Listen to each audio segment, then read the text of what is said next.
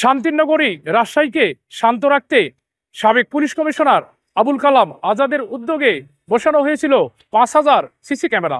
যেই সিসি ক্যামেরাগুলো প্রতিনিয়ত অপরাধীদের ধরতে সহায়তা করত পুলিশকে।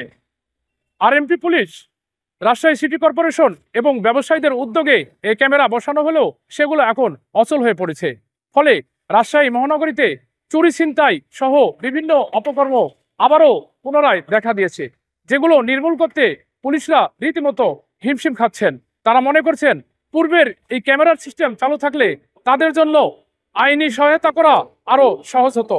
আরএমপি পুলিশকে সহযোগিতা করা এই সিসি ক্যামেরাগুলো অচল হয়ে পড়ায় আরএমপি জুড়ে বেড়েছে অপরাধ প্রবণতা। নগরবাসী মনে করছেন এই ক্যামেরাগুলো আবারও সচল হওয়া দরকার। ইমদাদুল হক, চ্যানেল এস, রাজশাহী।